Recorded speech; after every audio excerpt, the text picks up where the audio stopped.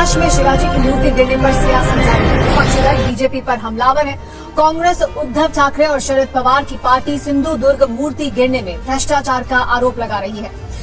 और इस बीच विपक्ष का आरोप है कि निर्माण में गड़बड़ी थी। हालांकि शिंदे सरकार और बीजेपी से तेज हवा का असर बता रही है।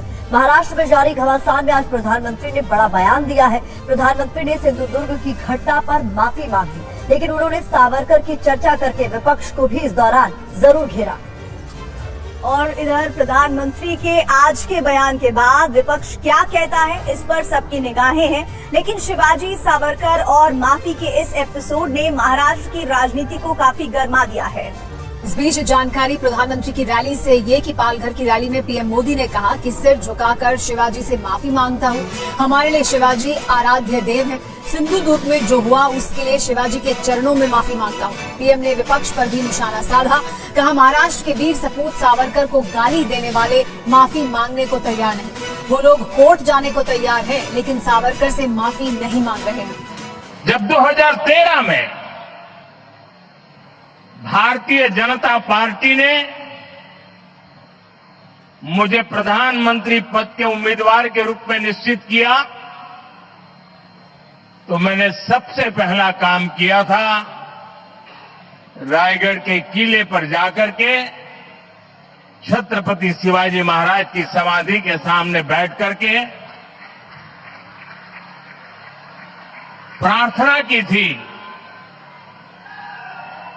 एक भक्त अपने आराध्य देव को जिस प्रकार से प्रार्थना करता है, उसे भक्ति भाव से आशीर्वाद लेकर के मैंने राष्ट्र सेवा की एक नई यात्रा का आरंभ किया था। पिछले दिनों सिंधु दुर्ग में जो हुआ, मेरे लिए, मेरे सभी साथियों के लिए छत्रपति शिवाजी महाराज ये सिर्फ नाम नहीं है। हमारे लिए छत्रपति शिवाजी महाराज ये सिर्फ राजा महाराजा राजपुरुष मात्र नहीं है। हमारे लिए छत्रपति शिवाजी महाराज आराध्य देव है।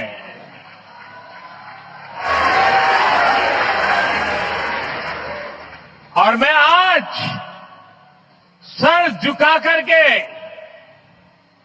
मेरे आराध्य देव छत्रपति शिवाजी महाराज की उनके चरणों में मस्तक रख के माफी मांगता हूं।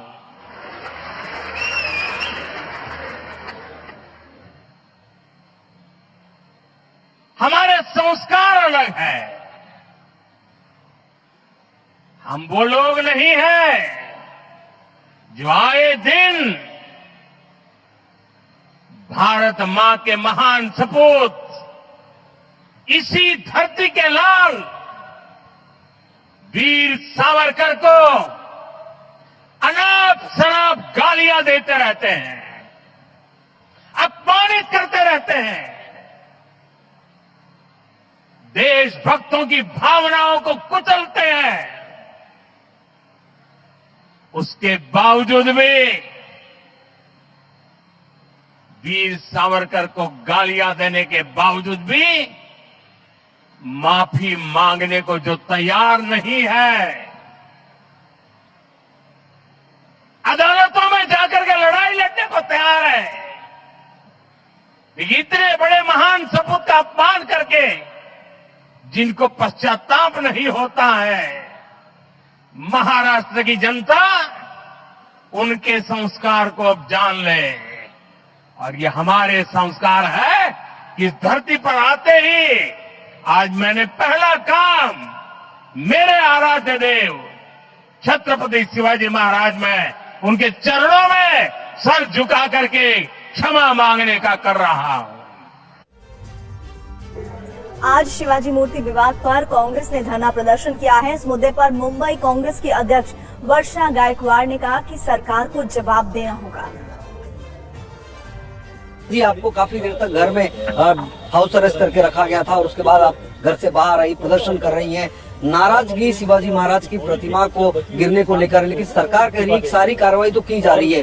देखिए, जिस तरह से अब मैं एक सवाल पूछना चाहती हूँ कि 8 महीने में हमारा अस्तित्व, हमारी अस्मिता और हमारे आराध्य देव छत्रपति शिवाजी महाराज का स्टैचू गिरता है, उसका उद्घाटन कोई छोटे आदमी के हाथों से तो नहीं होता है ना, देश के प्राइम मिनिस्टर के हाथों से होता है।